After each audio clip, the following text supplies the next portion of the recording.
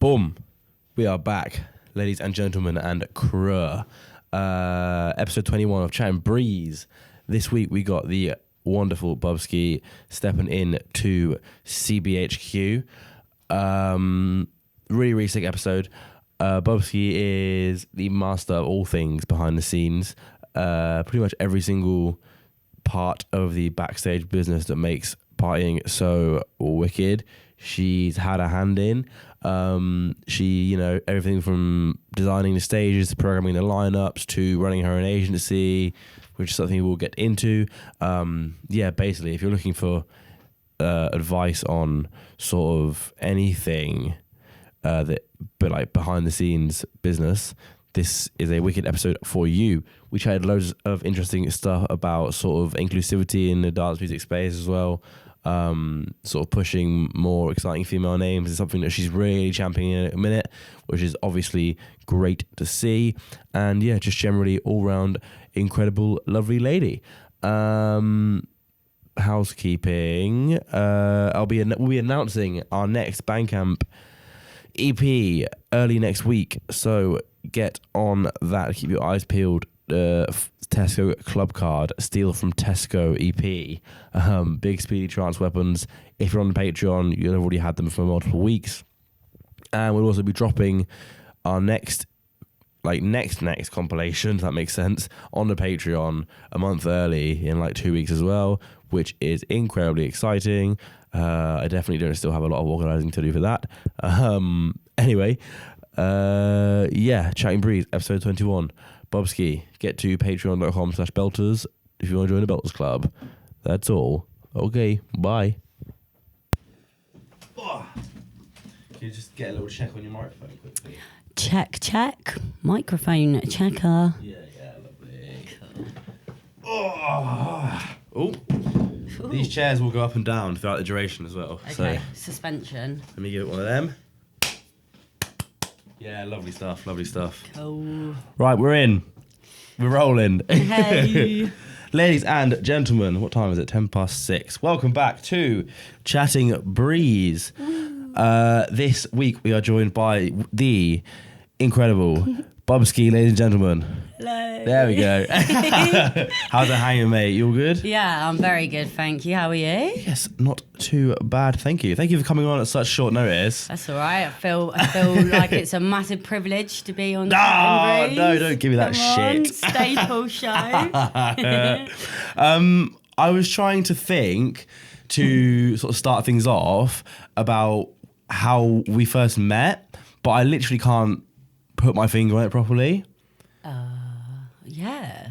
My only thought was maybe it used to be through like I knew of you through like speakeasy, yeah, right? I feel like did you come to the first speakeasy? Yeah, because so R.I.P. So speakeasy, I guess, was your promotions like outfit that you ran for how long? Like a year or so? No, I did like 3 events. They were all so fucking huge. Like in my head, I have it as this like massive thing because you had such like almost like defining lineups for the time, right? We jumped into it. I did it with my ex basically, and we it's kind of, I think, when garage it was suddenly like, whoa, garage, like new garage, and we'd like nerd out about it, and it was like, okay, let's just do a thing. And then, when it's like a name for an event comes a lot later. Yeah. We kind of came up with a name like quickly. And then when you've got that inspiration, you're like, let's go. And we'd never, I'd never properly put on my own event. I'd always worked for like production companies. I was working for Boomtown at the time in production.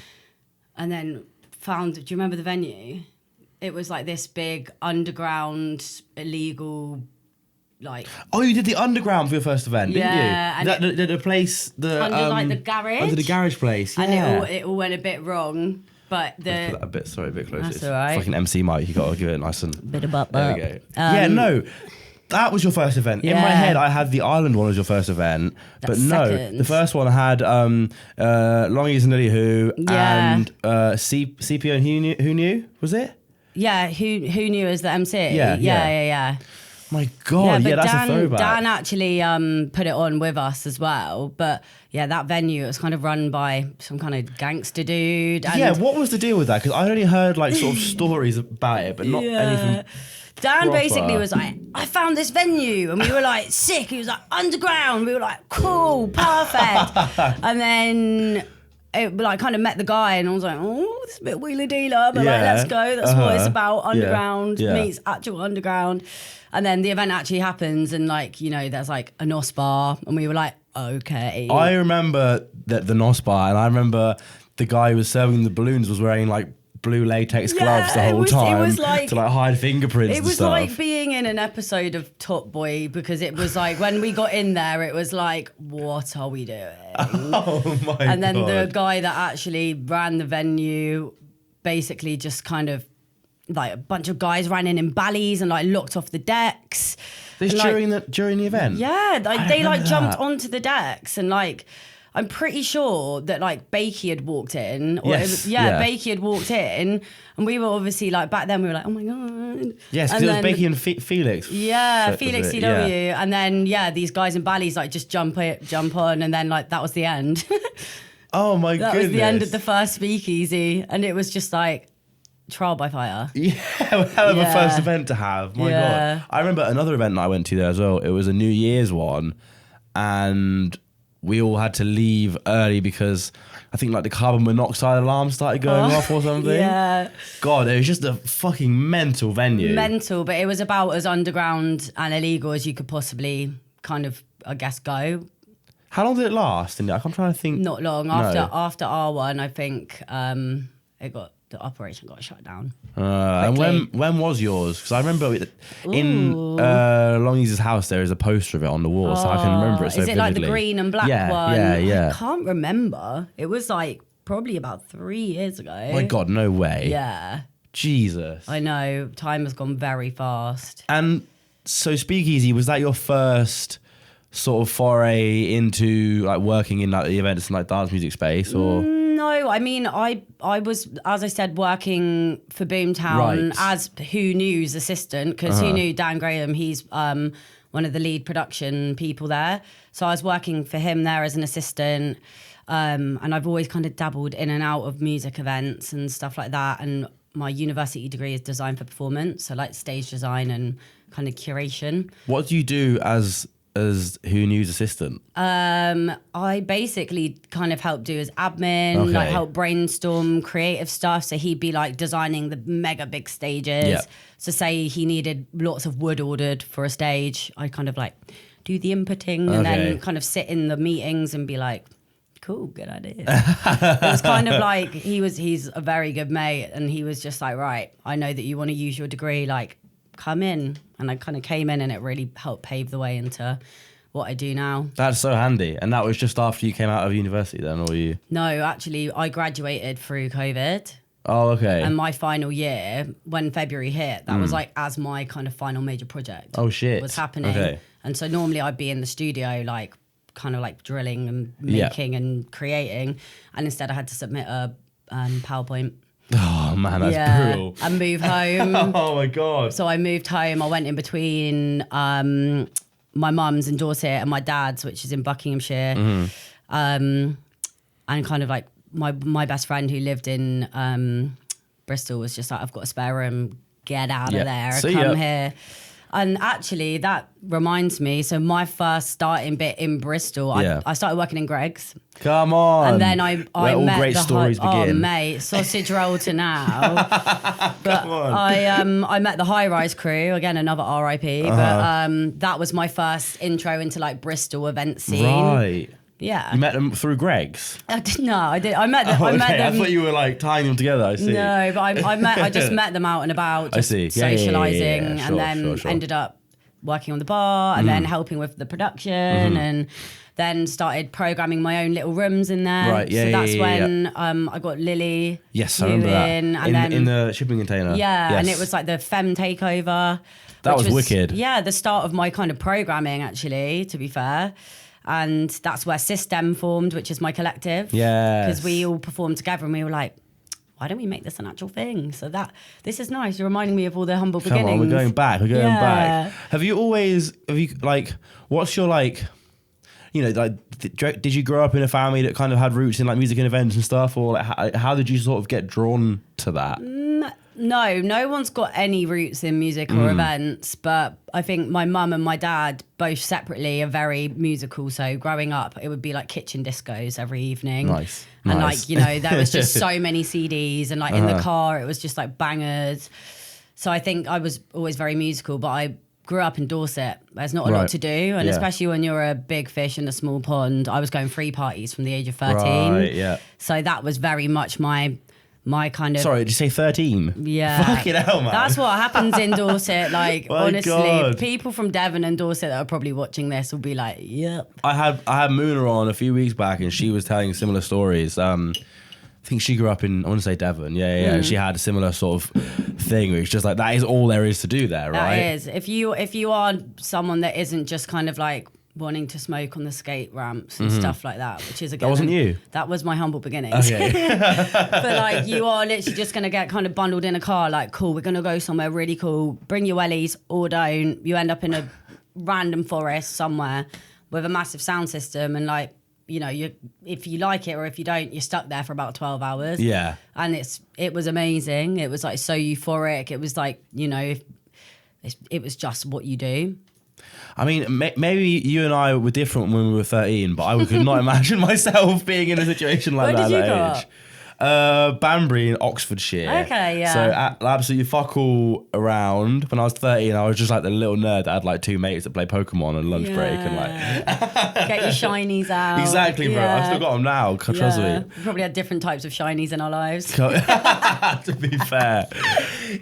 What was it like? Like, was it like a culture shock the first time you were in that environment? Because obviously it's a very sort of like no holds barred sort of place to be. I can't even remember what my first one was. Probably a reason for that. Yeah. I feel like I actually can't remember, because I think that time in my life I was just like proper like skins mode. Do you know what I mean? Yeah, I think it was just that, like we were all just like, this is life, and then like you'd be at school probably on a bit of a come down. Yeah. But they're just kind of doing it, and then the next weekend it's like to the Everything's next free like party. smash cut into the next thing, right? Yeah. 100%. And I think I probably hid it from my mum at the start, but my mum was always quite a like, if you're gonna do it, you're gonna do it. As long as I don't get a call from the police, it's fine. So I don't know. I can't remember. The main memories of free parties are like the mega ones, so like Egg Techs. Right. And there was an incredible one. Like I reckon that must have been like 5 years ago now, where it was like over so much land, big open space, and it was like a massive circuit. And it's like this time of year, it's obviously normally rain. Yeah. And that was like blazing hot sunshine. It felt like you were in a completely different ether. But yeah, I haven't been to one in years. I don't even go out that much anymore, other than if it's like events that I've worked on. Yeah, right. But those were the days. Was that what got you into, because you said you did, when you went to uni, you did... Design for performance. Right. Yeah. Where did that come from? I think I've never been a learn by the book person. So at school it was kind of like art, textiles, you know, stuff like that. And then uni wise, when I was looking at courses, I moved from my mum's in Dorset to my dad's, and then went to college, and then was like, what do I do now? And I did an art foundation at a really kind of rubbish little uni, and then tried to find no shade on the rubbish little uni. No shade. Bucks new uni. It's like, okay, interim. But I think I was just looking for courses, and I was like, an art degree is just so straight and narrow. Sure. I know that I want to be in music. I've always known I've wanted to be in music, but in what capacity, I don't know. And then I found design for performance, and it's the broadest course ever, because there are like stage design courses or like scenography courses, but this one was like, they started off the course with design for TV, design for set, design for blah, blah, blah. And like, as new candidates came on, they were designing like bigger and newer and more different things. So then it just got changed to design for performance, and it was a really open course. Right. Which just meant that we had a massive studio and we could just go in, and they were like, here's a title, make something for something. And it was amazing. Is that still, do you feel like you're using some of the things, or do you feel like you have used some of those things in your like various endeavors since then? Yeah, definitely. I think it's say putting on events, for example. I don't think I've ever put on an event where it's just a room and a DJ. Right. There's always some kind of like design element to something. It gave me an understanding on like lighting, on space, all my kind of writing dissertation bits were all about like audience psychology. So like the audience journey, like how you like even like kind of color theory and stuff like that. So it really opened up my mind to very different dimensions of a space. Obviously music's at the forefront. Sure. But it's actually like, I guess just all the layers. It's so interesting, isn't it? That's one of the things that, because like, I've put on like a few nights, but not anything sort of to the scale or like level that maybe you or like some other people have done. It's such a part of it that I am nowhere near as well versed in as I'd like to be. That sort of, you know, how to really like transform a space, right? And like there are some like incredible things you can do, and all that stuff goes on like behind the scenes as well. Like when you were doing the speakeasy stuff, Yeah.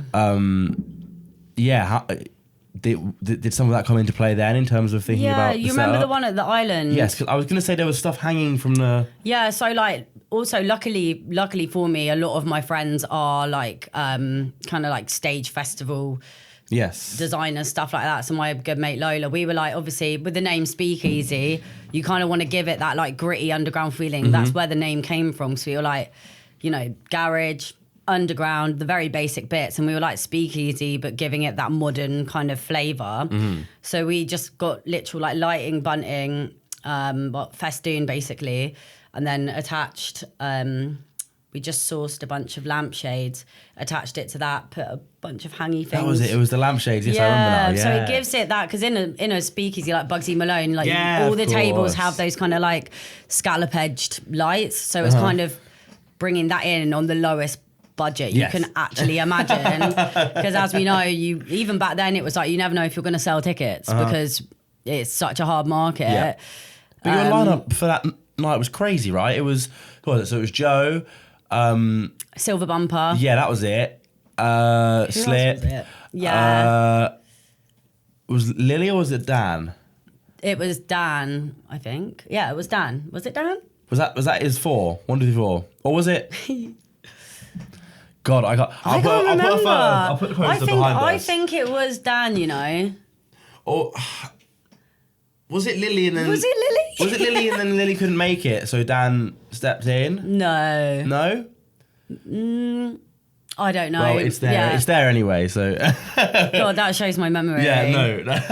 Every time. But that was incredible, and that was like, if you put that lineup on now, you'd be like, Jesus Christ. Do you know what I mean? I think we were very on it with like forecasting. So it was like very much like, right, who's got the releases, like being very like friendly with people, because I didn't really know your lot back then, and obviously that lineup's quite like your that's the whole crew. Yeah. And it was kind of like looking at what was going on and being like, okay, within the month I reckon that's where things are going to peak. So it was great, it was good for that, and it taught a lot, I think. I could learn so much from you in terms of promoting, because we were going to do a night at one point. Yeah, we were. We were sort of solely like planning something.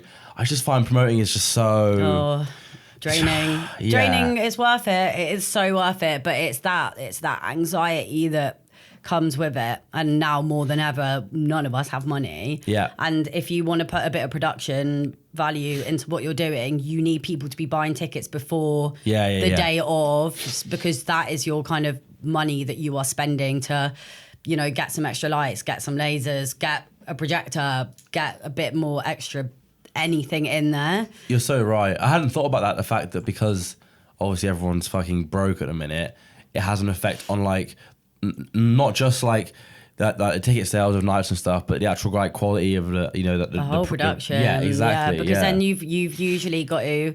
So for example, like I run my agency now, and even when I've got younger promoters coming to me to book my artists, part of one of my kind of like ethics of the agency is like, I don't want smaller promoters to feel belittled, because when I started putting events on, it was horrible. Yeah. Because I didn't really know what I was doing, and I'd be like emailing these agents and they'd be like, just like, haha, no. And actually, like when these like dudes come to me and they're like, look, I can't pay that like 50% first and 50% after or whatever, it's because they need to use that money to put into their production and even to pay for their Instagram ads, because the scenes switched and changed. I wasn't having to pay for ads when I was putting those events on.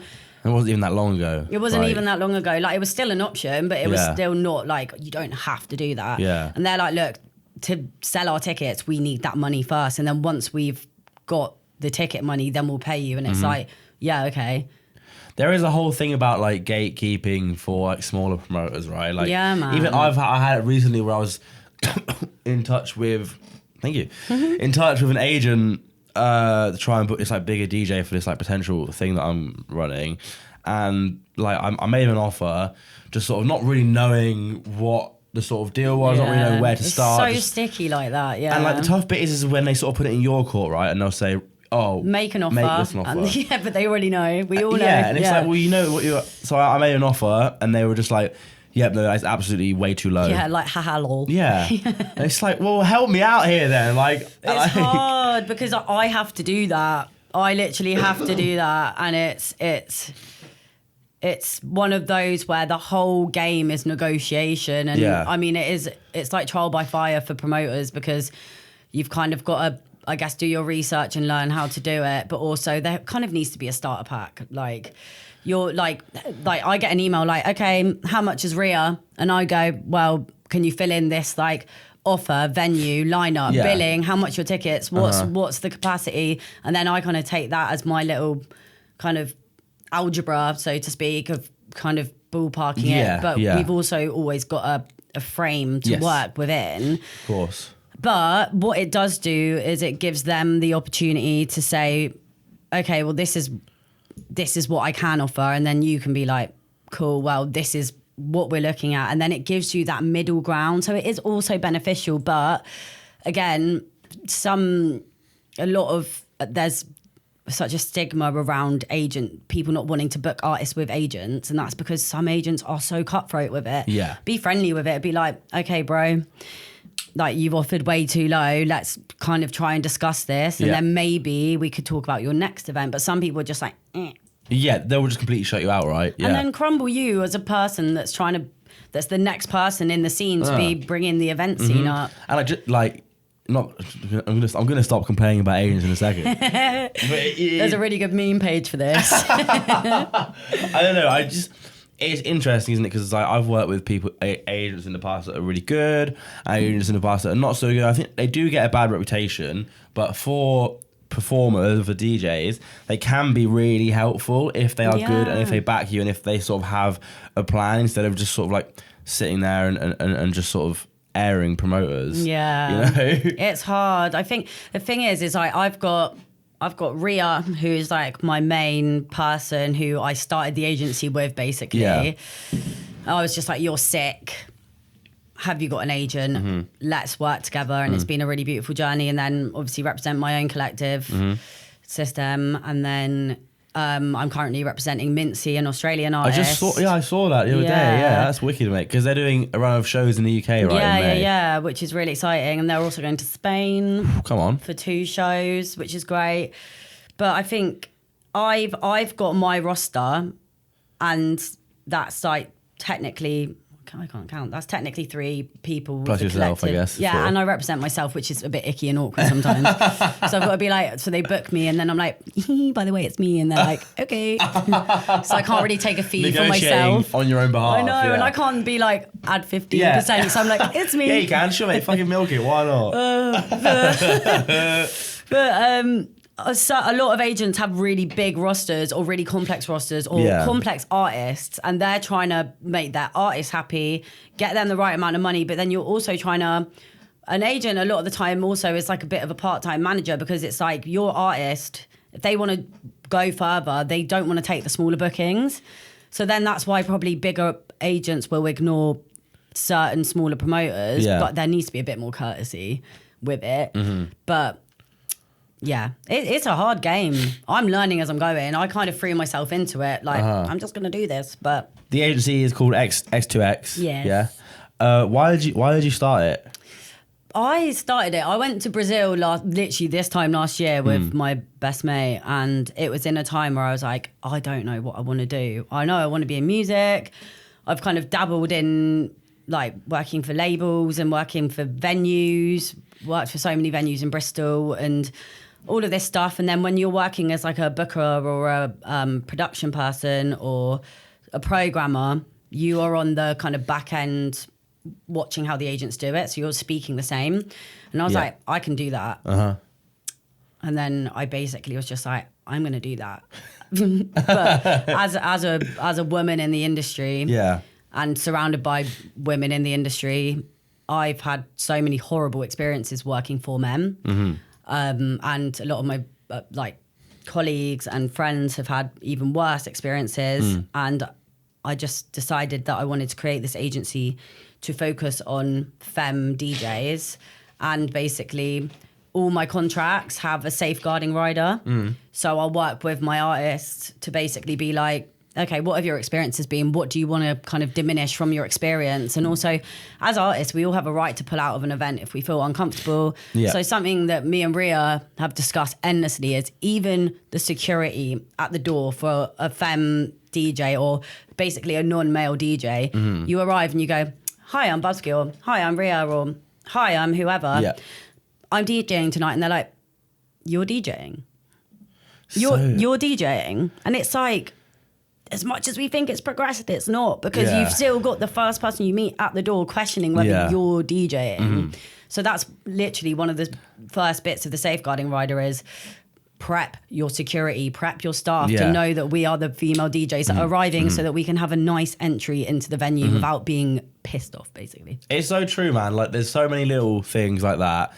And like having things like the safeguarding rider on the contract is something that I'm quite surprised hasn't been picked up that much, as far as I'm aware anyway. Like from the contracts and agents that I've worked with, I haven't really seen it. Is that something that you've taken inspiration from elsewhere, or did you come up with that? I mean, people might be doing that, but I think what I'm doing with X2X is it's so simple, but it's like not actually being pushed out that much. And I was told a lot to not make it just a femme agency because it's going to scare people and blah, blah, blah. But even Ria, for example, she won't play on a lineup where she's the only woman because she doesn't want to be that, just like ticking the box. It's like, I know that I saw on International Women's Day, someone put up a post about Jaguar, who's I think BBC radio DJ.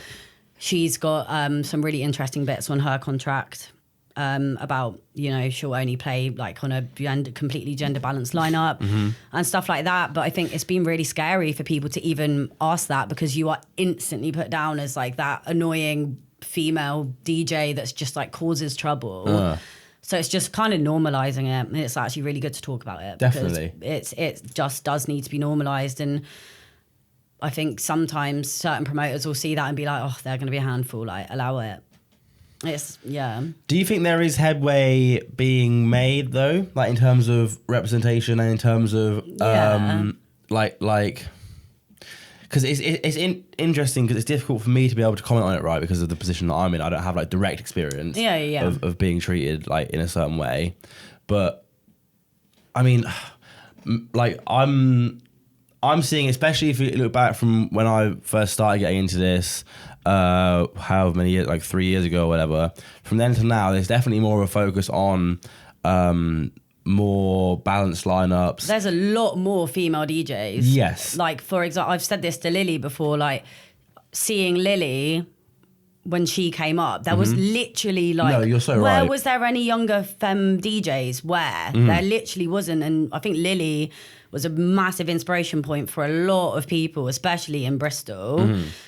And I think the last few years where there has just been that rise, and I think Keep Hush as well definitely were a really good platform for putting femmes like GNC, LGBTQ plus DJs at the forefront, and having that kind of visual aid along with the like audible aid of seeing it and giving it an actual platform all over the place. It's just given women a huge, and others, a massive push to be like, by the way, you can do this. Yeah. Like, for years I've been around my boy mates DJing and stuff and like being like, I really want to do that.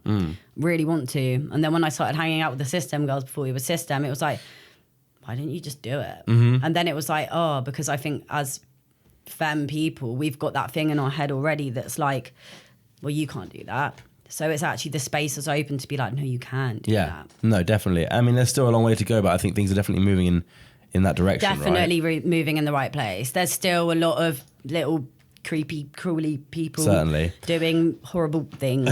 And there's a lot of angst. It's just like, there are little bits that are like, you know, we're still trying to figure it out. Like, I have debates with my boy mates about this all the time, where there are people, we're all still trying to find comfortability with what is going on, and it's so new. Like, we haven't even been allowed to vote for that long, let alone jump on the decks. Like, yeah. No, you're so right. And like you say, it is such like a debate you can have like forever and ever, right? Because there's so many different elements of it. Yeah. It's just the important things about having a conversation, I think, and like not being afraid to have like difficult conversations as well, because that's like all part of it. You're not always going to get everything right, but that's like completely fine. Exactly. And that's like another thing with X2X is I've got the website being made at the moment, and it's not just going to be like, oh, here's the roster, contact us, and like, here's the show reel, shoot me an email. There's going to be a journalistic element to it, where it's like, even bits like 10 points to consider when booking a femme DJ, because actually it probably is quite scary when a bunch of blokey blokes who are really used to their male heavy lineups, because that's what they know, and like, completely get that. I've spoken to so many promoters who have actually asked me for advice. So like, I only really know male people, and I haven't really cast my net out, and I'm like, cool, well, let's talk. And it's almost like an advisory service. And we're going to have like little one-on-one interviews with people, like people on the agency, people out of the agency, and basically be open for like, I think you're perfect how you are. But say if you wanted to talk to me and be like, I think I need to cast my net out, and I actually would like a bit of advice on like, what's the correct jargon to use, or who should I be looking at, or like, how should this be treated, or blah, blah, blah. And I can be like, here you are, here's the framework.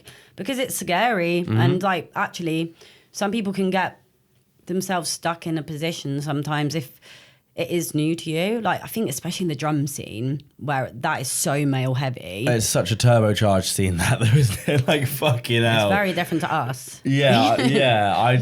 That it's not a scene that I've really been that into. I mean, when I first came to Bristol, it was like very much that, like, I was like, going out there was like horrific drum and bass. Yeah, exactly. Yeah. But I think, that is a scene that seems to operate almost completely separate from the rest of like, the dance music space. Yeah. So strange. You're right. Like, I feel like everything else has a sort of like blending together, but it's such a polarizing thing as well. Like, it's like Marmite, right? You either fucking absolutely love it or you just can't stand it. Yeah. I mean, it's where I started, to be fair, with drums. But really? Yeah. Interesting. I love Liquid. Okay. That was kind of like the start. Were you within the scene there at all? Or were you just like more a fan? I mean, I was within the audience. Right. I wasn't like within the scene. So that's when I was like a lot more little, and that was like SoundCloud, and I loved Lensman and like Need for Mirrors and like, which I still listen to be fair, like, but it's not like what I go to.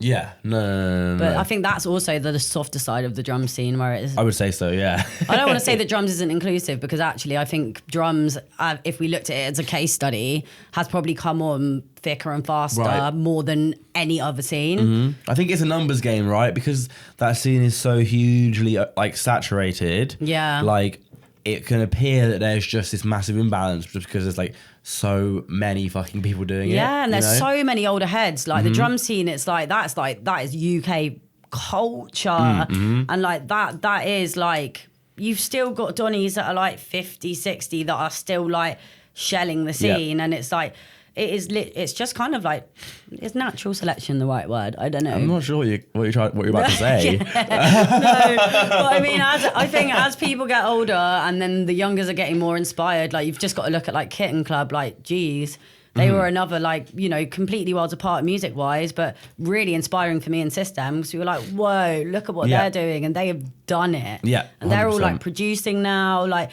they're on mad lineups, like, it's crazy. There's so many, like Harriet Jackson as well. Like, these are just the people that come to mind, but drum and bass is definitely kind of like paving the way for like superstar female DJs. Do you think that's a part of that is because of like the more commercial success that it's maybe seen in like more recent years as well? Definitely. I think if you've got a wider net, then for sure. And it's probably, I guess, well, garage is like old AF, but drums goes all the way back, so there's been a lot more time for growth, I think. But then, you know, you got to look at like Storm, Yeah. She's been there from the start. Yeah, you're right. Yeah.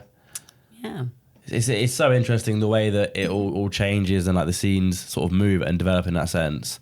Going back to the timeline, just to keep things neatly slotted away in my head, you ran the event at the island, right? Yeah. Oh my God, we came so far in that Yeah, we conversation. did. We fucking just shot off. But did you do another party after that? Yeah, we did one at the Star and Garter. Yes, that was it. Yeah. I played that one. Yeah? Yeah? Yeah. Maybe? Do you know what? This is it, man. It's making me feel like we're old. And I think I played that one because I remember Isguan was here, wasn't he? Yes. Yeah. Yes, that's the first time I met him. Yeah.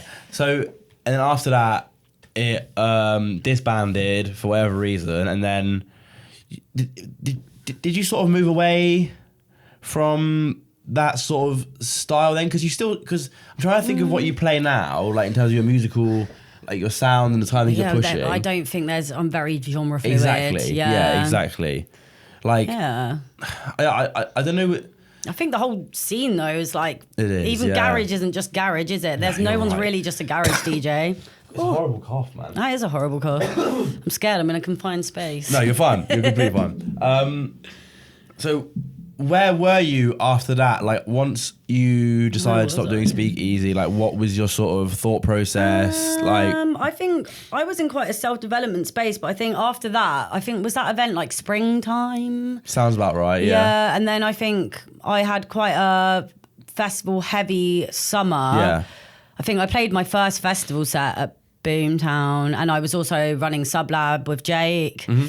So I think I went more behind the scenes with stuff, definitely. And then kind of started developing my own DJing stuff, because when Speakeasy was running, I wasn't really DJing. And that Star and Garter one, I kind of tried to DJ a bit, and I was a bit like, "Ugh." Yeah. I think... Do you prefer being sort of more behind the scenes or more like front facing? I'm in a complex about it right now, actually, because I'm pushing my DJing with System and then as Bubski. Yeah. But it comes with, after being behind the scenes for like 5 years, now being at the forefront, well, not the forefront, but as in for myself. Presenting yourself. Yeah. I'm so bad with my social media. Like, there's so many gigs I haven't even posted on Instagram, or I'll post it and I'll delete it. And, you know, like all of us as like neurospicy musicians, we overthink everything. And then also performing with System, so we always do like big 2-hour back-to-backs. Yeah. Then kind of doing Bubski on my own. I'm like, whoa. But it's a goal this year to actually push it. And I've got some gigs, but again, it's scary, and I like doing behind the scenes. I love running the agency. I love working in production, and I love programming. So I'm programming some of the Firmly Rooted stage and Silver Haze at Glasgow this year with Jake. And then also Boomtown, Sublab, programming that. And it's like, there's a lot of, I just love connecting things. Yeah. Do you know what I mean? So then I feel yeah. a bit like, what is it? I don't know. I just feel like a bit imposter syndrome sometimes. Like, because it does sometimes feel like I was given a very nice kind of leg up because I was in that scene. Right. Okay. In terms of... I don't know. I think other people would be like, no, like, you've just done it. But for me, I'm a bit like, I did get given opportunities to play out. Yeah. Probably a lot sooner than what I was ready for, which has probably given me a bit of an ick. Because I remember the first few sets I did, I was a bit like, I don't know what I'm doing here. Right. But that's come on leaps and bounds. But I think it all just comes with a complex. Coming from behind the scenes to then doing it, it's just a bit of a weird... That imposter syndrome, though, is so real, isn't it? Like, I get it literally all the time. Like, it's crazy. I feel weird even being sat here doing a podcast. Me too. Like, it's fine. Yeah. How do you deal with that? Like, what do you tell yourself to sort of be like, you know what? No, I do deserve to fucking be here. I think there's not much I can do. Until I am behind the decks. Yeah. So, like, for Step Twice, I played with them the other day, had about a 2-hour meltdown. I was like... Beforehand? Yeah, I was, like, in my room having a mix, and I was like, oh, I don't know what I'm doing. And then I'd like rung different mates, like I'm stressed, like I had a drink and was like, this not making me feel better. Then met Ria, because it was me, Ria and Samurai Breaks playing. Oh, is this the Lanes, was it? Yeah, Yes. and Fixate. Yeah, and then actually when I got there, the first like 15 minutes of the set that I'd planned, the room wasn't full. And then the moment I let loose and I just kind of played what I wanted to play, it was fine, and the room filled. Interesting. And I was like, oh, but I don't really plan my sets anyway. I was going to say, do you do a lot of planning for your... No, and it's like even more complex with systems. There's 4 of us and we do 3 for free for 2 hours. Yeah. And we played at Central Warehouse recently. It's the first time we've ever planned a set. And that went absolutely incredibly. Really? You planned a 2-hour 4-way back to back? Bro, the amount of like us just sitting there like with a notebook, like, right, this blend into this. No way. Yeah, but like we've never done that before. That's crazy. We've never done that before. But how long did that take? So we all have really random different jobs. Like Ellie's like a kind of like holistic chef and has a cafe on Stokes, which is called Good for Belly. Everyone should know. It's really good. Yeah. Next to canteen? Yes. Yeah. And then Nella's like an accountant for EastEnders. And then, what? Sorry. Yeah, I think that's what she does. And then I think she's an accountant for EastEnders. Yeah, she does some kind of like data inputting. And then Meg is a stonemason. I was going to say, yeah. And then obviously I just mill about doing music stuff. But like we all do such different things and we have such different timetables. So then it's like, okay, one day this week we've got a link. So then we're all burnt out, sat in a room like, oh, here's some blends that I put together earlier. But that came together well because we've all got pretty different styles. And like, for example, like Nella, SK, she'll blend like some kind of R&B classic into like the fucking naughtiest like 140 rhythm ever. And then like Meg's like proper like turbo techno. And then Ellie's like kind of world music, like breaksy. And then I'm just something with some bass. Nice. Yeah. So how did you guys come to meet each other? we were all in the same friendship group, but just a bit separate. But Nella and Meg were really good friends. I was living with Ellie. And then I think it was just like a couple afters, a couple things. And we were like, okay, cool. We're like the only women in our group that do this, and we're like, should we link up and do it? And then instantly the kind of synergy was there. Yeah. And it was like, again, it was one of those things where we came up with the name and we're like, fuck it. Yeah. Ooh, you could make us in swear. We're fucking 40 minutes in, mate. You can say whatever you want. Yeah. Like, fuck it.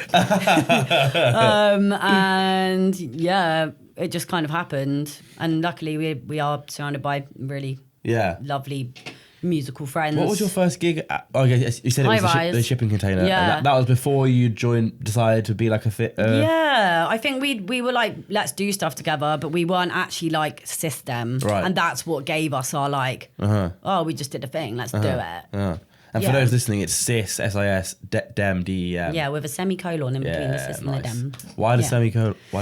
Is it semicolon or regular colon? Oh, 2 dots. That's a regular colon. Oh, yeah. Sorry. That's all right. Why the colon? Because I think pronunciation, and it just looked nice, I guess. Cool, and also, I don't know, it was just when we were formatting it, it was kind of like, we kind of went through like the different words and how it could be, because it's like a sound system, the system of society, sisters, plural, dem. Yeah. And it was like so many different things. So it kind of just made sense to have that divisive bit. We were just saying like, before, and so on. Your name's always mental for all the stuff that you do. It's so good. That's so good. There's one that you're working on. Are you allowed to talk about what you were talking about earlier? Yeah. So talk a bit about that, because that sounds super interesting. So it's Creme Della, which is going to be an event series that I'm working on with my very close friend. And the idea of it is, basically, we get so fed up of going to events and everyone's on their phones, or someone goes to the smoking area, everyone's gone to the smoking area, or like people are just like stood by the bar. People aren't actually like in the event. People aren't actually dancing, or like you're kind of dancing how the bro next to you is dancing. And like all you've got to do is look at like the 90s raves, or like just like, you know, world music parties. Like, for example, Kesha's nights. Yes. Like the dance culture there, it's like let loose. You people don't just absolutely having it. Like, not a phone in sight. And it's like you know how Berlin clubs like have stickers over their phones? That's the idea. Like, you're gonna have a sticker over your camera. Like, we're not gonna take your phone away. Yeah. You've got your rights. Don't worry. Yeah. But it's basically like reconnecting you with the dance floor, making the dance floor again. And it's not gonna be like purely bass heavy at all. It's gonna be kind of like Afro Latin baile funk, kind of like R&B into kind of bassier bangers. And we're gonna have a standalone camera, just kind of like at the back. So it's like, even though you can't film, there's gonna be footage. Yeah. And we want there to be like that kind of backlog of stuff that you can go back and watch. And we want to remind people, even if you don't come to our event, like, look at these people dancing. Yeah. Like, look at this. And I want people to like see this, however we promote it, and be like, shit, that's the event that you go to and you dance. Yeah. Yeah. The issue of like people filming club nights, I just never fucking understand it, because like like you get this like 15-second video of you just absolutely like shit faced, like filming the DJ. Yeah. And like you're never gonna look back at that video. I never understand why people do you it. never do. Like, you actually never do. But you know, like when you have that moment at a festival where it's almost like your hands like, you're like, I need to film this. But you're like, I know I'm not gonna go back to that video. And if I do, like after a festival, you're like scrolling, like watching these videos, and it's like, you've got to be there in the moment. Why do people do it? I'm trying to tap into like the psychology. We definitely both do that somewhat. I don't get out my phone and film. Ever?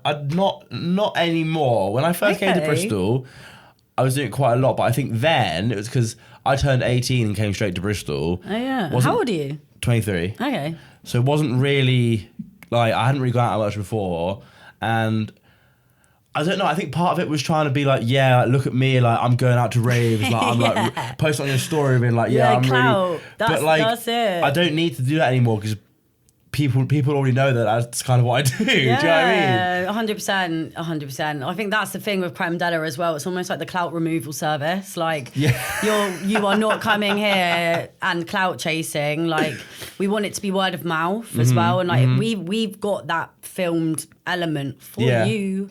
Like, you can watch it. It's like one of our funny inspiration points is like the Kate Trinada boiler room. And it's like, we just want those characters there. I don't want that uniform crowd of like tiny handbags. I mean, shout out the tiny handbag crew, but and like, you know, like everyone in their like slightly structured beanies and like they're still boiling hot, but they're wearing their like windbreaker. It's like, I actually want every single different type of person. I think doing the over 21s thing as well, it's kind of like almost... Yeah. It's like, there isn't anything like that in Bristol, where it's a little bit more exclusive, and not exclusive to be like really cool, but to actually be like, that's the removal of the phone gang and the just there to be cool gang. It's like, you've actually chosen to be here.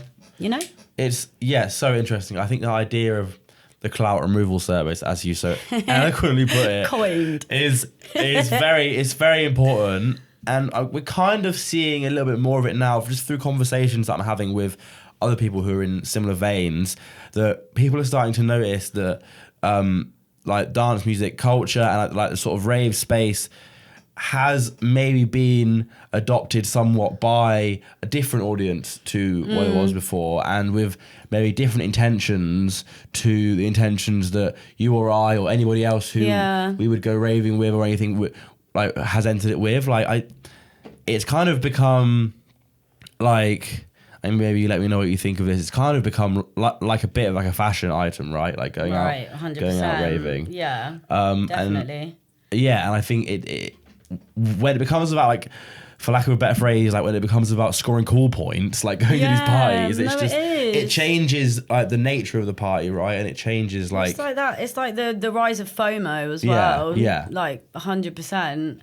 Definitely. Yeah, and I think that has a knock-on effect, right? Because people who are going out for the music are noticing this and maybe not having as good of a time, and then that affects ticket sales, and which affects something else, and it all has like a knock-on effect in the long run, which is why I really like ideas like the kind of stuff that you're doing that are trying to sort of change that.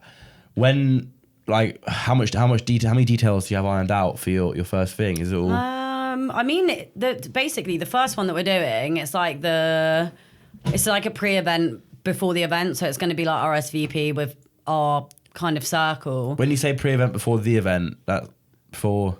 So it's going to be a kind of exclusive event for our friends to basically trial it. Sure. Because it's like our friends are all kind of performers, Yeah. dancers, musicians, stuff like that. And it's like today we did like a venue visit to work out the orientation of the room, how we want the decks placed, like whether it's going to be 360. We want to take away the DJ as God element, so that if you're watching it back, you're not just watching the DJ, you're watching people dance. Yeah. To kind of reinvent subconsciously in the audience's mind. So when you buy a ticket, you've already seen the footage that we've got. Yeah. So when you're buying your ticket, you're buying that ticket being like, this is the event I come to and I dance.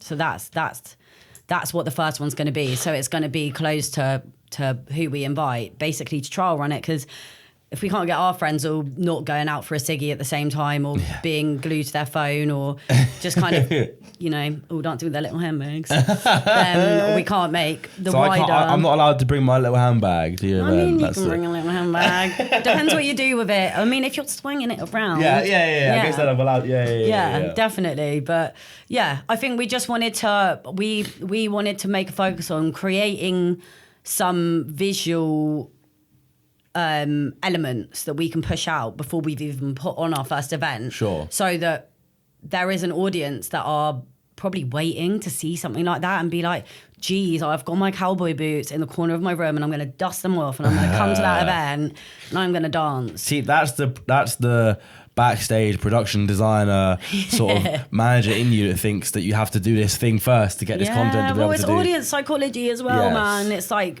sadly, even with my programming, like I was speaking to Dan Longies about this the other day, because he put up that really interesting post about how everything now for DJs, it's like you've got to brand yourself before even your sound is like considered. And even sometimes when I'm booking people, I check their Instagram before I even check their SoundCloud or their mixes. And I've been having to check myself because I'm like, whoa. Yeah. There's some really, really, really interesting kind of articles and bits of writing coming out at the moment, which is like, it's actually a sticky trap because it's doing the reverse now, because people are coming to your event because you've booked someone that's got loads of Instagram followers and has this branding, and then they come and watch your set and it's like, meh. And then like you've ruined your brand, but you've built their brand. If you know what I mean, because their experience. So interesting, like the way that almost like the music is becoming less important than like the aesthetic and like the visuals that go along with it. Which takes it back to what you said, like it's becoming like cool points, because it's youngers, not just youngers actually, but people that are more like social media. Well, I'm going to see this person, and it's like they've probably just seen their little reels on Instagram and they've not actually bought their tickets. They're like, geez, like I love this person's music. It's such a huge debate, isn't it? Like the effect that social media has had on everything. I feel like that is something that's also coming to the front a lot more recently. Yeah. I feel like there's a lot more like discussion around that, and I think at least people that I'm speaking to are more aware of that. Like people say that a lot of this is sort of a flash in the pan, right? That when you build this success on social media, purely on social media, to the extent where, you know, if you're the kind of person that bases their whole following off of I don't know how to describe it. I don't know how to describe it without like pointing fingers or like. It's hard, isn't it? It's fucking really hard.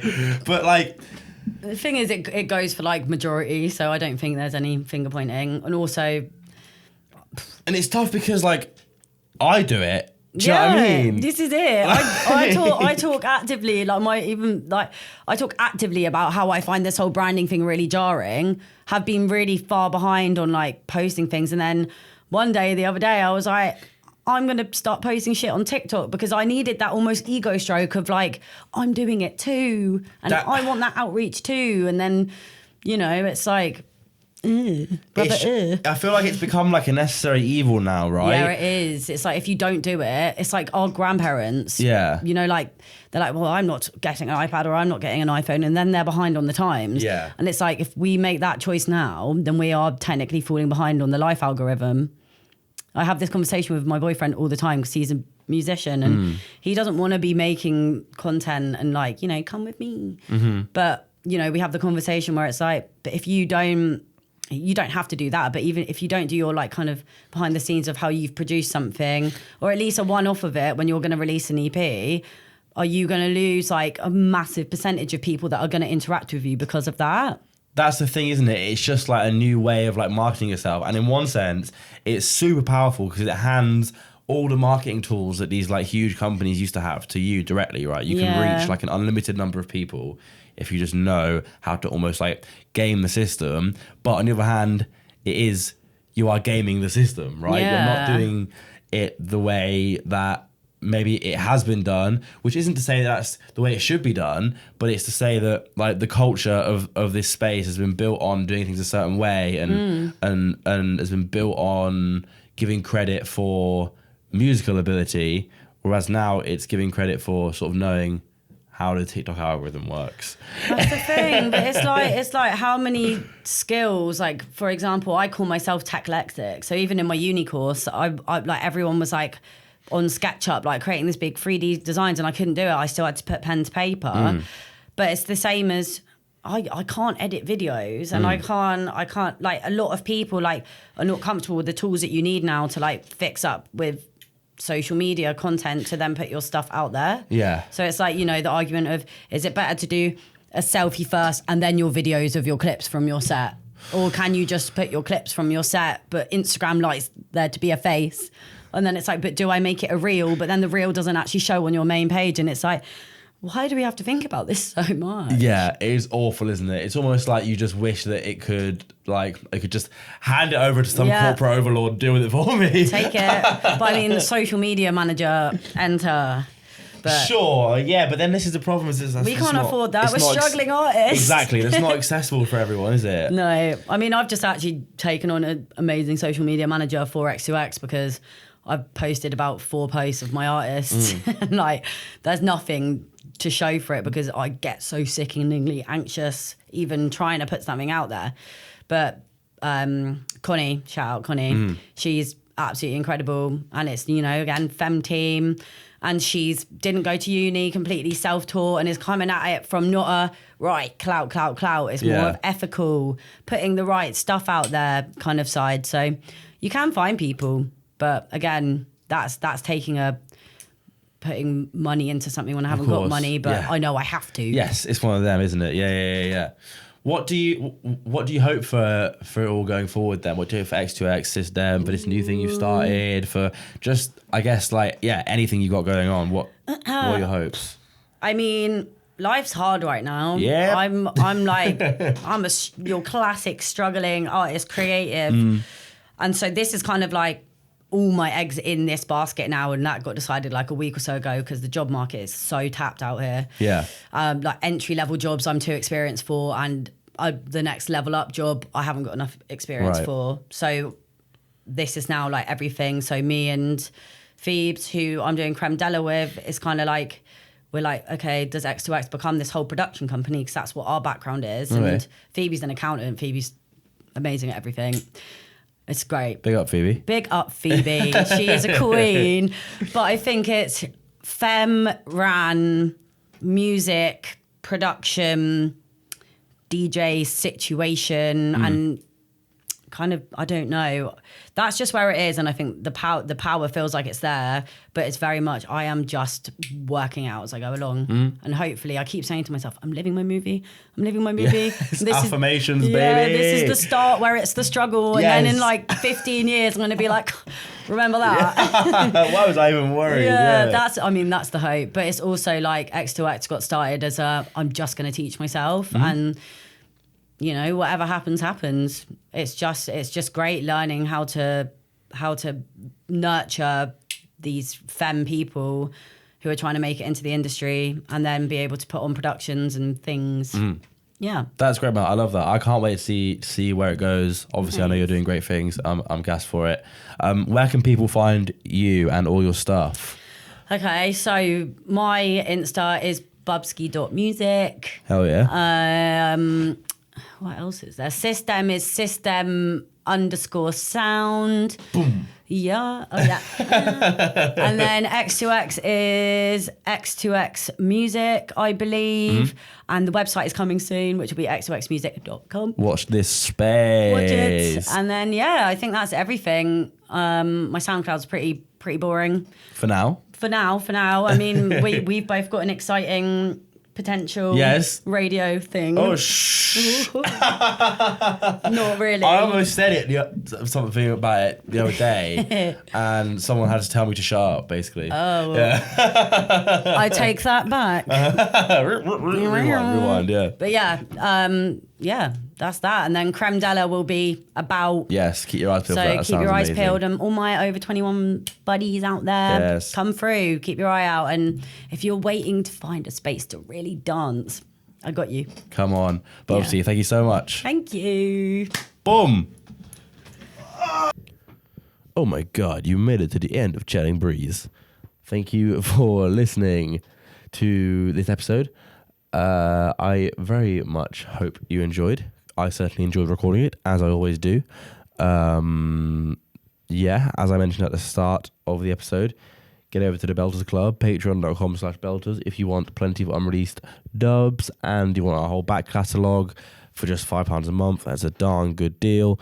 So get yourself over there. We've got some very exciting things coming up as well that if I manage to get a bit of spare time, then I would love to do. So yeah, I feel for those things. I'm just rambling now, to be honest with you.